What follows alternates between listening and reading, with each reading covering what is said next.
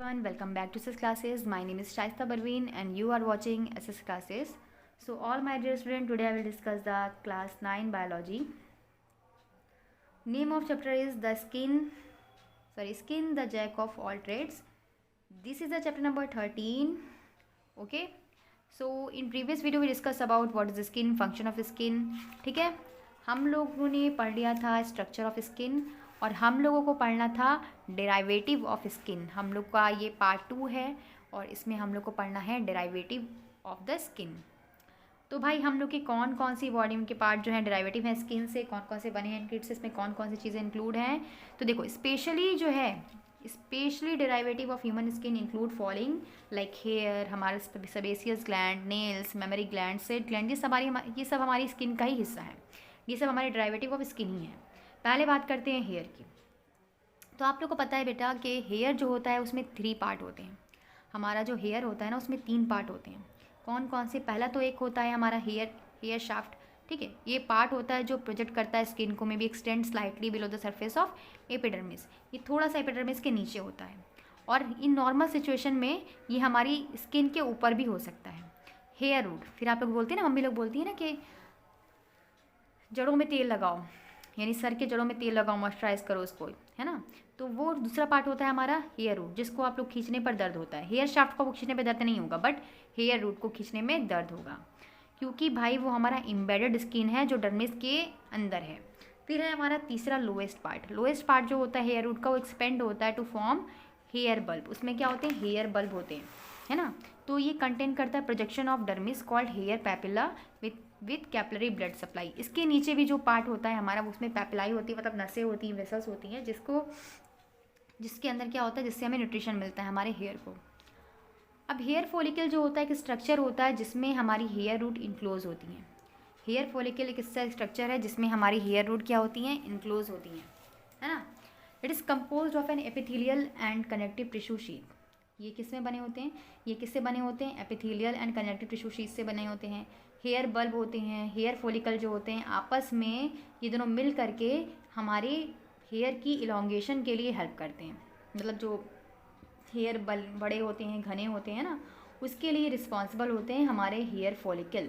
अगर आपके बाल घने नहीं हैं या लंबे नहीं हैं तो उसका रीज़न है आपका हेयर फॉलिकल, यानी कि आपका हेयर फॉलिकल को नरिशमेंट नहीं मिल रहा है ना। तो हेयर फॉलिकल में एक पिगमेंट होता है। क्या होता है? पिगमेंट होता है सेल का, जो कि मेलेनिन बनाता है। क्या बनाता है?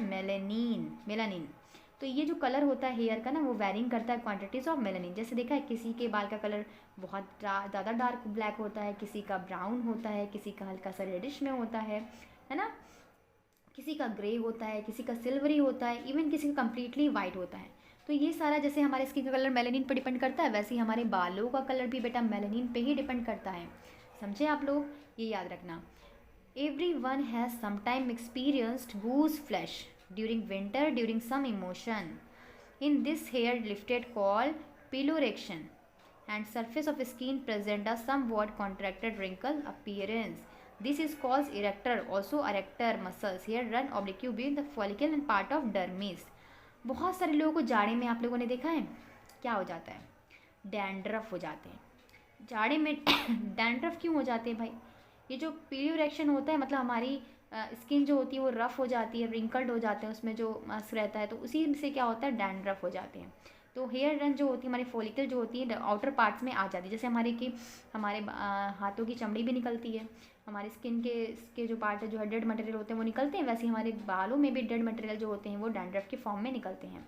तो ये जो कॉन्ट्रैक्शन होता है मसल्स का हेयर का, वो वर्टिकल पोजिशन में होता है एंड डिप्रेस ऑफ एपिडर्मिस को वो डिप्रेस कर देता है।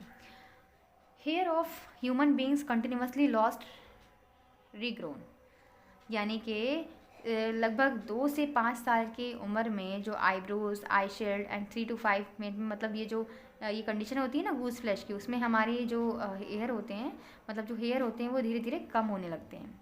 हेयर फ्रॉम डिफरेंट पार्ट, जैसे कि आपने देखा है कि 2 से 5 साल के लोगों में, 2 से 5 साल के बच्चे जो होते हैं उनको धीरे धीरे क्या होते हैं? हेयर आते हैं, आईब्रो वगैरह बनती है। Hair from the different parts of body, और हेयर जो है हमारी बॉडी के डिफरेंट पार्ट्स में, अलग अलग पार्ट्स में पाए जाते हैं, लाइक हेड में, लाइक चेस्ट में, आर्म में, आर्म पिट में, और बियर्ड, नोज एक्सेट्रा।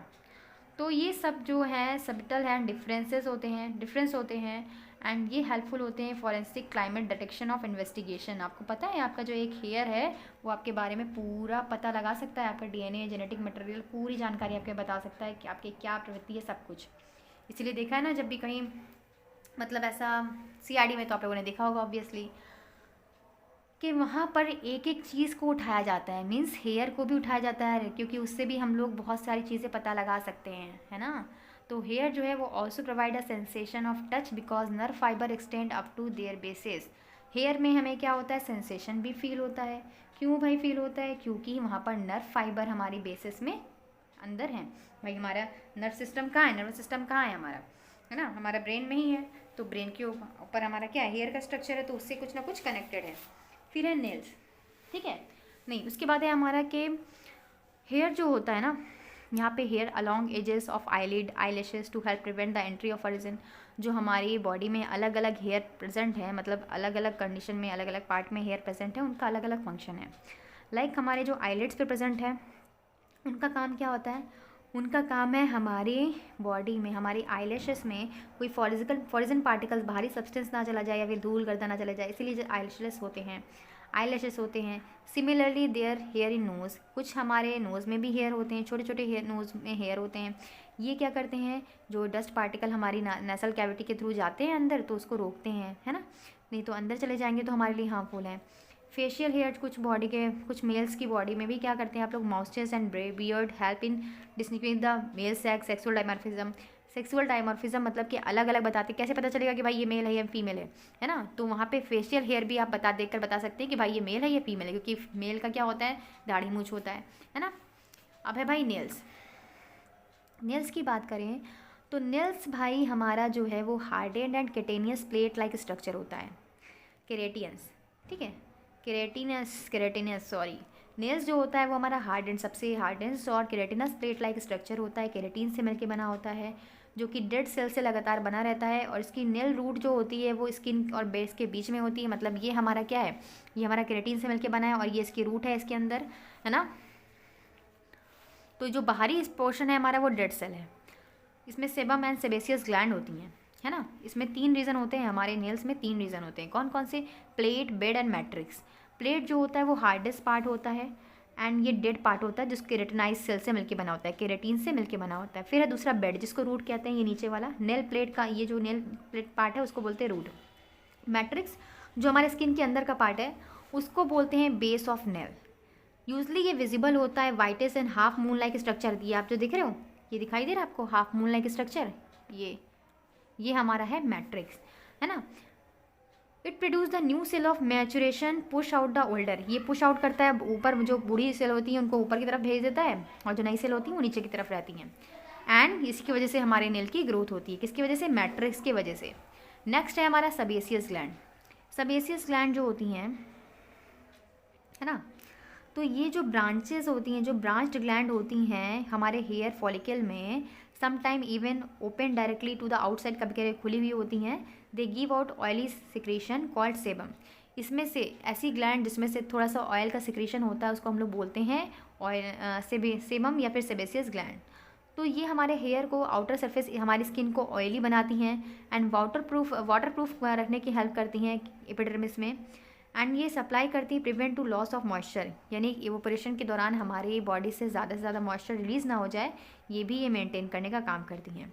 देखा है आप लोगों ने कि जाड़े के समय हम लोग की स्किन ज़्यादा ड्राई हो जाती है, रफ़ हो जाती है और पाउडरी सरफेस हो जाता है, स्क्रैच पड़ जाते हैं, हर जगह हो जाओ तो स्क्रैच पड़ जाते हैं, है ना।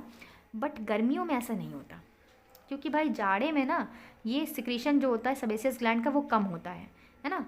और ह्यूमिड वेदर में जो नमी वाला इलाका होता है, गर्मी के दिन में एकदम, बरसात के दिनों में देखा है आप लोगों ने कि एकदम ह्यूमिड वेदर में स्किन पे हमारे एक्स्ट्रा ऑयली हो जाती है, मतलब पसीने से लथपथ हो जाती है। तो उस समय हमारी सेबेसियस ग्लैंड ज़्यादा सिक्रीट करती हैं सेबम को, यानी को ऑयल को, जिसकी वजह से दुनिया भर की दिक्कतें हो जाती हैं भाई। लड़कियों को क्या हो जाता है भाई? पिंपल्स हो जाते हैं, एक्ने, ब्लैक हेड्स वगैरह वगैरह। पिंपल्स जो है भाई क्यों हो रहा है? क्योंकि हमारे सेबम एक्युमुलेशन ज़्यादा हो रहा है, मतलब ऑयली स्किन की वजह से, है ना। और ऑयली ग्लैंड्स हमारी रिलीज़ हो रही हैं, रिलीज़ कर रही हैं, सिक्रेशन कर रही हैं वहाँ पर ऑयल का, because it is nutritive and gets infected and result in formation of boils and pimples. ज़्यादा अगर कोई भी चीज़ हो जाती है तो फिर हार्मफुल है हमारे लिए। तो जैसे पिंपल्स हो गए, तो पिंपल्स किसकी वजह से हो रहे हैं? ज़्यादा एक्यूमुलेशन की वजह से हो रहे हैं सेबम ग्लैंड्स के। ठीक है। अब एक्ने से कुछ सेबेसियस ग्लैंड जो होती हैं inflame due to the hormonal influence. हमारे बॉडी में लगातार हार्मोन एक्सचेंज हो रहे हैं, बन रहे हैं, है ना। तो हमारे बॉडी में जो हार्मोन एक्सचेंज हो रहा है, इन्फ्लुएंस हो रहा है, उसकी वजह से भी हमारी बॉडी में एक्ने की प्रॉब्लम आपको एडल्सेंस में दिखाई दे, सबसे ज़्यादा एडल्सेंस में दिखने को मिलती है। ब्लैक हेड्स जो होते हैं when an open pore skin gets clogged and dead skin is and sebum turn black upon oxidation. जब हमारी गंदगी मैल नहीं निकल पा रहा होता है हमारी बॉडी से, तो सेबम ग्लैंड जो होती हैं वो रास्ता रुक करके एकदम ब्लैक हेड्स बनाती है, मतलब ठोर ब्लैक स्ट्रक्चर बना लेती है, जिसको बोलते हैं ब्लैक हेड। ठीक है। तो अब भाई क्या है स्वेट ग्लैंड? स्वेट ग्लैंड क्या होती हैं? तो भाई सबको पता है स्वेट ग्लैंड यानी कि पसीने वाली ग्लैंड, है ना। प्रत्येक स्वेट ग्लैंड जो होती है वो सिंपल्ड होती है, क्वाइल ट्यूब लाइक स्ट्रक्चर होती है, जो हमारी स्किन के अंदर होती है। सेक्रेटरी पार्ट होता है और स्क्रेटरी पार्ट होता है। ये रन करती है upward to open to surface. Outer opening इसकी जो होती है स्वेट पोर्स कहलाती है। मतलब हमारी बॉडी में भी छोटे छोटे पोर्स लाइक स्ट्रक्चर, इसको हम लोग बोलते हैं sweat gland, sweat pore present होते हैं, है ना। तो total number of body is estimated about 2 million. Means एक इंसान में लगभग 2 मिलियन से भी ज़्यादा स्वेट ग्लैंड प्रेजेंट होती हैं। Human races belonging to hotter countries usually sweat pores than belonging to the cold ones. यानी जहाँ पर ज़्यादा गर्मी पड़ती है, जैसे कि अफ्रीका में सुन लो, तो वहाँ पर जो है, जहाँ पे हॉटर क्लाइमेट है, जहाँ पर ऐसे कंट्री है जहाँ पर बहुत ज़्यादा गर्मी पड़ती है, वहाँ में बहुत ज़्यादा स्वेट पोर्स पाई जाएंगी। उन लोगों में ज़्यादा स्वेट पोर पाएंगे इन कंपैरिजन टू कोल्डन एरियाज़। अब भाई जो कोल्ड एरिया में रहते हैं उनके अंदर कम स्वेट पोर्स पाई जाएंगी, है ना। स्वेट पोर्स होता क्या है एक बार देख लो इसको, कि number of sweat pores varies from 60 to 80 पर स्क्वायर किलोमीटर, बैक ऑफ 400 पर square centimetre on the palm of hands. सोचो हमारे पाम में, हमारी हथेली में इतनी सारी स्पोर्स होती हैं। Can you guess the sweat pores more numerous on the palm? ये ज़्यादा पतली कहाँ पर होती है? हमारे पाम में। इसका आंसर ही पता है क्या है? क्योंकि हमारा जो सरफेस टेंशन हो जाता है, फिजिक्स की यहाँ पे आगे आपका, कि इसका रीज़न ये है कि आपने देखा है कि करेंसी या नोट्स अप्लाई करते समय फिंगर ट्रिप्स, डर्टी हैबिट, इंडी टू अनहेल्दी टू, है ना। लोग क्या करते हैं कि उसको ऐसे करके थूक लगा कर ऐसे करते हैं, नोट को गिनते हैं या फिर बुक पलटते हैं, तो ये बहुत गंदी हैबिट है। तो यहाँ पे सरफेस टेंशन ग्रिप के लिए हम लोग ऐसा यूज़ करते हैं। किसके लिए यूज़ करते हैं? ग्रिप के लिए। बट ऐसा करना अनहेल्दी है, हेल्दी नहीं है बिल्कुल भी। ओके। अब secretary part of sweat gland absorb fluid. जो सेक्रेटरी पार्ट होता है स्वेट ग्लैंड का, वो फ्लूइड को एब्जॉर्ब करता है surrounding cell and blood capillaries, मतलब ब्लड कैपिलरीज में और ब्लड सेल के चारों तरफ से ये रिलीज़ होती हैं। हमारे डर्मिस से पास होकर के बाहर आती हैं। हमारी बॉडी में छोटे छोटे डक्ट होते हैं, पोर होते हैं, जिसके ज़रिए हमारे शरीर से बाहर निकलती हैं पसीना निकलता है। स्वेटिंग और पर्सपिरेशन जो होता है वो goes time in minute quantities, है ना, and some time large quantities during strenuous exercise. जैसे आप लोग बहुत ज़्यादा एक्सरसाइज कर लो तो आपके पसीना बहुत ज़्यादा होने लगता है ना। या फिर आप लोग क्या है, द मेजर फंक्शन क्या है स्वेटिंग का? लॉस बॉडी हीट और वेपरेशन। मेजर फंक्शन क्या है? स्वेट ग्लैंड जो हमारी बॉडी में बार बार रिलीज़ हो रही है, जो पसीना हमारी बॉडी में है, उसका मेजर फंक्शन क्या है? उसका मेजर फंक्शन है कि हमारी बॉडी से हीट को बाहर निकालना, क्योंकि ज़्यादा हीट हमारे लिए हार्मफुल हो जाएगी, तो हमारी बॉडी को ज़्यादा हीट नहीं रहने देती है इवोपरेशन के द्वारा। स्वेट जो होता है वो लगभग कंसिस्ट होता है अबाउट 99% ऑफ वाटर, में 99% वाटर होता है, 0.2% सॉल्ट नमक होता है, मेनली सोडियम क्लोराइड, खाने वाला नमक। जी हाँ, आपने भी पसीने को खा के मत देख लेना। और इसमें ट्रेसेस यूरिया, कुछ अमाउंट में यूरिया भी होता है जो हमारे लिए हार्मफुल है। यूरिया जो होता है वो loss through the sweat. Urea भी जो होता है वो स्वेट पसीने के जरिए बाहर निकलता है। Total urea excreted by the body, मतलब जितना यूरिया हमारी बॉडी में बनता है उसमें सिर्फ और सिर्फ 1% जो है हमारी बॉडी से पसीने के जरिए निकल जाता है। कोल्ड स्वेट में due to physic influences such as fight, nervousness, sweating में also accompany nausea and severe pain, loss of body salt, है ना। कोल्ड स्वेट में टू फिजिक इन्फ्लुएंस, आपने देखा है कि जब आपको पसीना बहुत ज़्यादा होने लगता है और पंखे के सामने जाके खड़े हो जाओ फ़ैन के सामने, तो कितना ठंडा लगने लगता है ना। तो कभी कभार जो स्वेटिंग है ना, वो ऑल्सो हमारे हमारे पेन मतलब दर्द की वजह भी बन सकती है nausea, and due to loss of body salt, क्योंकि अधिक जब पानी निकल जाएगा, अधिक जब सॉल्ट निकल जाएगा हमारी बॉडी से, तो भी हमारे लिए हार्मफुल है। ठीक है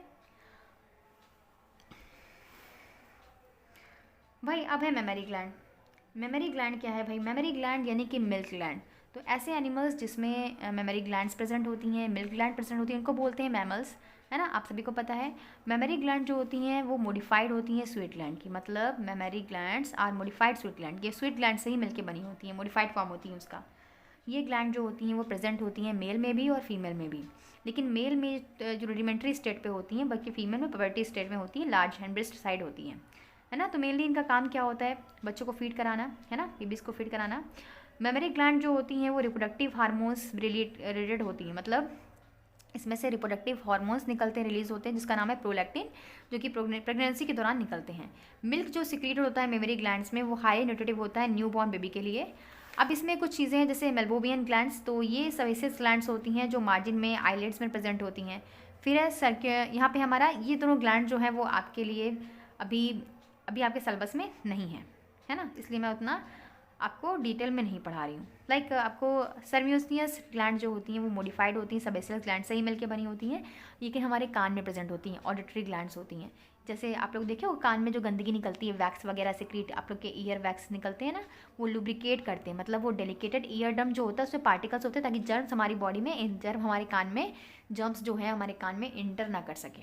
ठीक है, तो ये हमारे ऑडिटरी लोब में ही प्रेजेंट होती हैं। तो नेक्स्ट है हमारा skin and heat regulation of body. Skin and heat regulation of body को जरा देखते हैं। तो जितने मैमल्स होते हैं, जैसे ह्यूमन हो गया है, ह्यूमन्स आप सभी को पता है कि हम लोग क्या है भाई, हम लोग वार्म ब्लडेड हैं, हम लोग वार्म ब्लडेड हैं। हम लोग अपना टेम्परेचर जो है वो, हम लोग का टेम्परेचर कांस्टेंट है, हम लोग अपने टेम्परेचर को अकॉर्डिंग टू सराउंडिंग नहीं चेंज कर सकते, है ना। तो ऐसे मैमल्स जो कि मतलब ऐसे एनिमल्स जो कि वार्म ब्लडेड होते हैं, जिसमें हम लोग भी आते हैं, उनको एंडोथर्मल बोलते हैं, मतलब उनकी बॉडी जो है हीट जनरेट करती है अंदर साइड से, एंडोथर्मल। सो बर्ड्स जो होती हैं वो मेंटेन करते हैं ज़्यादा, मेंटेन मोर और constant body temperature even if is very cold और वेरी हॉट आउटसाइड। जो बर्ड्स होते हैं ना, उनको अपनी बॉडी का टेम्परेचर बहुत ज़्यादा कांस्टेंट करना पड़ता है, क्योंकि अकॉर्डिंग टू सराउंडिंग, क्योंकि वो भी भाई किस में आते हैं, वो भी आते हैं हमारी तरह वार्म ब्लडेड में, जिसकी बॉडी का टेम्परेचर कांस्टेंट है। तो जो टेम्परेचर होता है बॉडी का, ठीक है, जो बॉडी का टेम्परेचर होता है, ऐसे एनिमल्स जिनका बॉडी का टेम्परेचर क्या होता है कि अकॉर्डिंग टू इन्वायरमेंट चेंज होता रहता है, उसको हम लोग बोलते हैं कोल्ड ब्लडेड एनिमल्स, जिसको एक्टोथर्मल भी कहा जाता है। और ऐसे एनिमल्स जो कि अपनी बॉडी का टेम्परेचर नहीं मेंटेन कर पाते, कांस्टेंट रहता है उनका बॉडी का टेम्परेचर अकॉर्डिंग टू सराउंडिंग, उनको बोलते हैं हम लोग, क्या बोलते हैं, अभी मैंने आपको बताया था, क्या बोलते हैं भाई, देखो होमोथर्मल बोलते हैं, है ना, और वार्म ब्लडेड बोलते हैं। तो भाई आप लोगों ने देखा है कि कोल्ड ब्लडेड एनिमल्स जो होते हैं वो जाड़े में हाइबरनेट पे चले जाते हैं, मतलब विंटर स्लीप, ठीक है, विंटर स्लीप चले जाते हैं। जैसे आप लोगों ने देखा है कि छिपकली वगैरह आपको जो है दिखाई नहीं देगी, जाड़े में उतनी ज़्यादा दिखाई नहीं देगी, गर्मी में आपको दिखाई देगी। वैसे ही समर स्लीप, मतलब फ्रॉग जो होते हैं वो गर्मियों में सोने पे चले जाते हैं। एक्टोथर्मल एंड एंडोथर्मल में क्या फ़र्क है, अभी मैंने आपको बता दिया, अभी मैंने आपको बताया कि एक्टो और एंडो में क्या इफेक्ट है। अब ये देखो ह्यूमन का बॉडी टेम्परेचर लगभग होता क्या है, नॉर्मली हमारे ह्यूमन बीइंग टेम्परेचर कितना होता है, 37 डिग्री सेल्सियस होता है ना। It is about 1 degree Celsius higher than rectum amount of 1 degree Celsius on armpits, मतलब रेक्टम में हमारा लगभग 1 डिग्री सेल्सियस हायर होता है, एंड आर्मपिट में थोड़ा लोअर में जो है 1 डिग्री सेल्सियस थोड़ा कम होता है। अब हमारी बॉडी का टेम्परेचर जो है वो वेरिएशन शो करता है लगभग 0.2 to 0.5 degree Celsius in course of 24 hours. 24 घंटे में लगभग हमारे बॉडी का टेम्परेचर एक समान नहीं रहता, कभी कभार वो चेंज होता रहता है, क्योंकि it is lowest in the early morning and highest in the late afternoon. ये सबसे कम होता है अर्ली मॉर्निंग में हमारी बॉडी का टेम्परेचर, और सबसे ज़्यादा होता है लेट आफ्टरनून, क्योंकि भाई उस समय हम लोग एकदम हीट हमारी बॉडी में एकदम एब्जॉर्ब हो चुकी होती है, बहुत सारे काम करके हम लोग थक चुके होते हैं। तो rise in body temperature above normal means fever, sickness and similarly. तो भाई हमारी बॉडी का टेम्परेचर जब बहुत ज़्यादा बढ़ जाता है ना, नॉर्मल टेम्परेचर ज़्यादा हो जाता है, तो भाई सीधी सी बात है कि हम लोग क्या है भाई, हम लोग को फीवर हो गया है। अब फॉरेन टेम्परेचर, और अगर हमारी बॉडी का टेम्परेचर नीचे जा रहा है तो भी हमारे लिए वो डेंजरस है। सुटेबल ऑप्टिमम टेम्परेचर जो होता है वो लगभग 35 degree Celsius to 40 degree Celsius होता है एसेंशियल नॉर्मल बॉडी की एक्टिविटीज़ के लिए, है ना, क्योंकि हमारी बॉडी के जो एंजाइम है ना वो इसी टेम्परेचर पे काम करते हैं, लगभग 35 डिग्री सेल्सियस से 40 डिग्री सेल्सियस पर ही। और जो वर्किंग है एंजाइम का, अगर हम टेम्परेचर कम कर देंगे तो उसका काम भी कम हो, मतलब धीमे होने लगेगा, और टेम्परेचर को ज़्यादा बढ़ा देंगे तो एंजाइम जो है वो काम करना ही बंद कर देगा, डिस्ट्रॉय हो जाएगा। अब है हीट प्रोडक्शन। हीट प्रोडक्शन क्या है भाई? तो देखो, बहुत सारे सोर्सेज से हम लोग अपनी बॉडी में हीट प्रोड्यूस करवा सकते हैं। जैसे हम लोग केमिकल रिएक्शन जैसे देखते हैं, स्पेशली हमारी बॉडी में जो ग्लूकोज का बनना है, ग्लूकोज का टूटना है और हीट को प्रोड्यूस करवाना है। ग्लूकोज भी हमें एनर्जी देने के लिए यूज़ किया जाता है। अधिकतर जो हीट प्रोड्यूस होती है हमारी बॉडी में वो हमारी एक्टिविटी, जो हम लोग दिन भर जो एक्टिविटी करते हैं मसल्स की, उससे ही हमारी बॉडी में बनती है। कुछ विगोरियस एक्टिविटीज़ भी होती हैं जो हमारी बॉडी को वार्म करने के लिए कोल्ड डे में काम में आती हैं, है ना। एंड स्मॉल अमाउंट में हीट जो होती है injection of food and beverages से भी हमें मिलती है। जैसे आप लोग ठंडे में गर्म चाय, क्या बात है, कॉफ़ी, ये सब पीने से भी हमें क्या मिलता है भाई? हीट मिलती है। तो ये था हीट प्रोडक्शन, जिससे जैसे हमें हीट मिल रही थी। अब हीट लॉस क्या है भाई? तो हीट लॉस कैसे होती है? तो देखो, हमारी जो हीट है वो लॉस होती है हमारी बॉडी में थ्रू द फॉलोइंग चैनल्स। बहुत सारे चैनल्स है, जैसे कि स्किन से होती है। तो अबाउट 85% जो है बॉडी की हीट जो है वो लॉस्ट होती है हमारी स्किन से, कन्वेक्शन के थ्रू, कंडक्शन के थ्रू एंड रेडिएशन के थ्रू, इवोपरेशन ऑफ स्वीट, मतलब पसीने के रूप में बाहर उड़ करके निकल जाएगा। दूसरा है लंग्स। अब भाई हमको पता है heat is lost in warm air, जो हम सांस ले रहे हैं, सांस छोड़ रहे हैं, तो जो ब्रीथ आउट कर रहे हैं तो उसमें भी हमारी गर्म हवा जो है बाहर निकल रही है, उससे भी हीट निकल रही है। देखो कभी ऐसे करके कि हमारी हीट जो है वो बाहर निकल रही है। तो ये जो लॉस है वार्म एयर का वो एक्सपीरियंस किया जाता है generally blowing back and your hand keeping mouth wide open. आप ऐसे करके देखो, अपने माउथ पे हाथ लगा कर, गर्म हवा बाहर निकल रही है ना। तो इसके ज़रिए भी हमारी हीट लॉस हो रही है। फिर है यूरिन एंड फेसेस। भाई कुछ सब्सटेंसेस होते हैं जैसे जो हमारी बॉडी में एलिमिनेट होते हैं तो अभी हमारी बॉडी का टेम्परेचर को लॉस होता है। फिर है फूड, ठीक है, heat is lost when cold food. जब हम लोग क्या करते हैं, ठंडा ठंडा खाना खा लेंगे या ठंडा ठंडा सामान खाएंगे तो भाई क्या होता है, उससे भी हमारी बॉडी की हीट जो है वो लॉस होती है, ठीक है। अब है भाई टेम्परेचर रेगुलेशन। टेम्परेचर रेगुलेशन क्या होता है? Principal heat regulation centre is located into hypothalamus, यानी कि वो टेम्परेचर हमारी बॉडी का जिस पर हमारा बॉडी आराम से काम करे उसको हम लोग बोलते हैं भाई हाइपोथैलेमस, है ना। तो हमारी बॉडी में वो चीज़ होती है फोरब्रेन। तो ये पार्ट जो होता है थर्मोस्टेट होता है, मतलब ये जो होता है cool below the normal temperature. यहाँ पे हमारा जो काम होता है ना, switch on and speed of the heat production. जब हमें ज़रूरत होती है हीट की तो स्विच ऑन हो जाता है। जैसे घर में लाइट की ज़रूरत हुई तो लाइट का स्विच ऑन कर दिया, वैसे ही लाइट की ज़रूरत नहीं है तो ऑफ़ कर दिया। वैसे ही हमारा होता है कि जब बॉडी जो होती है ओवर हीटेड, मतलब बहुत ज़्यादा गर्म हो जाती है, एसिलेट हो जाती है, तो उसको ठंडा करना पड़ता है। ठंडा करने के लिए इसको स्विच ऑफ किया जाता है, हमारा हाइपोथैलेमस स्विच ऑफ हो जाता है and heat producing process. Okay, तो ये कैसे होता है? ये दो प्रोसेस से होता है। एक होता है इन कोल्ड वाटर जिसमें होता है वैसो कंस्ट्रक्शन, और दूसरा होता है in hot weather, sorry water बोल दिया मैंने, ठीक है, इन कोल्ड वेदर जिसमें वैसो कंस्ट्रक्शन होता है, और दूसरा होता है इन हॉट वेदर जिसमें होता है वैसो डिलेशन। तो क्या होता है vaso construction and vaso deletion? देखो भाई, गर्मी के दिनों में, देखो जाड़े में बात करते हैं पहले, in cold weather when outside temperature is low. जाड़े के दिन में क्या है भाई, अभी की बात कर लो तो हमारे बाहर का टेम्परेचर लो है, ठीक है, हमारे आउटसाइड का टेम्परेचर बहुत कम है। हमारी ब्लड वेसल्स इसीलिए पतली हो जाती हैं। जाड़े के दिन में हम लोग की सराउंडिंग का टेम्परेचर कम है, इसी वजह से हमारी जो ब्लड वेसल्स होती हैं भाई वो पतली हो जाती हैं। तो हमारे ब्लड वेसल्स का पतला होना ही को हम लोग बोलते हैं वैसो कंस्ट्रिक्शन। ये क्यों होती हैं? ये हमारी बॉडी में जो है ब्लड की सप्लाई कम हो, जिसकी वजह से हीट की लॉस कम हो। अगर हमारे जो है ये पतली नहीं होंगी, वेसल्स पतली नहीं होंगी तो हीट लॉस ज़्यादा होगा, ठीक है। ब्लड सप्लाई ज़्यादा होगी तो हीट लॉस ज़्यादा होगा, कन्वेक्शन ज़्यादा होगा, कंडक्शन ज़्यादा होगा, जिससे हीट ज़्यादा अमाउंट में रिलीज़ हो जाएगी। फिर हम लोग को क्या होगा, हम लोग को बहुत नुकसानदायक हो जाएगा वो चीज़, है ना। तो blood supply skin is reduced, हमारी जो ब्लड सप्लाई स्किन उसको कम करने के लिए स्वेट ग्लैंड जो होती हैं वो लेस, पसीना कम निकलती हैं। जाड़े में हमें पसीना कम होता है, ऑब्वियसली ना के बराबर होता है।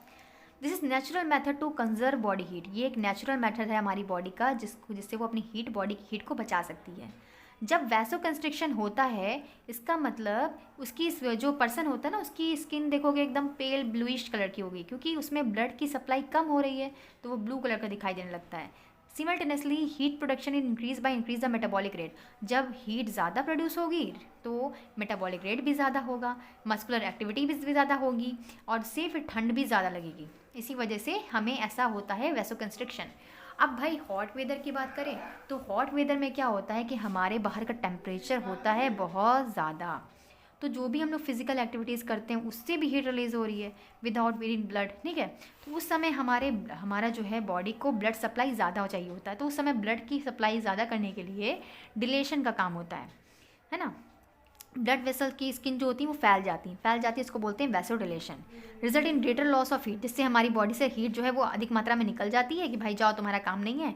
And also by vaporisation sweat latent heat, और पसीने के रूप में भी निकलती है। And produce in large quantities rich supply blood skin, और स्किन के जरिए भी निकलती है। तो जो मूवमेंट होता है वो हमारी बॉडी में इवोपरेशन को, मतलब हमारी बॉडी को कूलिंग करने का काम करता है। That's why the fans which do not cool air of the room cooling effect of the body। इसी वजह से इवोपरेशन है, जब पसीने के सामने पसीना लेकर आप खड़े हो जाओ, ठीक है, पसीने से लथपथ हो और खड़े हो जाओ पंखे में, तो पूरा पसीना सूख जाता है और ठंडा ठंडा फील होता है, इसी वजह से। फिर है हार्ट स्ट्रोक। हार्ट स्ट्रोक जिसको सन स्ट्रोक भी कहते हैं, ये कंडीशन होती है जिसमें स्वेट प्रोडक्शन जो होता है unable to keep pace evaporation very hot winds, है ना। तो इस कंडीशन में क्या होता है, हमारी बॉडी का टेम्परेचर बहुत ज़्यादा हो जाता है, सम टाइम फीवर बहुत ज़्यादा हो जाता है, फेटल हो जाता है। ड्रिंकिंग लॉट ऑफ वाटर, पानी ज़्यादा पीने की वजह से, and taking little more salt summer is good protection against the heart stroke. तो हमें क्या करना चाहिए, गर्मी के दिन में हम लोग को पानी भी यूज़ करना है और सॉल्ट भी यूज़ करना है, ठीक है, जिसकी वजह से हम लोग क्या होगा, हम हार्ट स्ट्रोक से बचे रहेंगे, लू वाली चपेट से बचे रहेंगे। इसलिए ना गर्मी के दिन में हम लोग क्या करते हैं, हम लोग को पन्ना वगैरह या फिर ग्लूकोन डी वगैरह पीना चाहिए, क्योंकि उसमें नमक चीनी सब रहता है, क्योंकि उस समय हमें ज़्यादा क्या चाहिए भाई, उस समय ज़्यादा एनर्जी चाहिए, है ना, क्योंकि ज़्यादा हीट हमारी लॉस हो रही है इस वजह से। तो भाई ये चैप्टर हमारा पूरा फिनिश हो चुका है, और इसका क्वेश्चन आंसर अगर आप लोग को चाहिए तो मुझे कमेंट करिएगा, मैं आप लोग को कम्युनिटी में डाल दूँगी, ठीक है। और वीडियो अच्छी लगी हो तो लाइक कीजिएगा और अपने फ्रेंड के साथ ज़रूर शेयर कीजिएगा। Thank you, keep watching.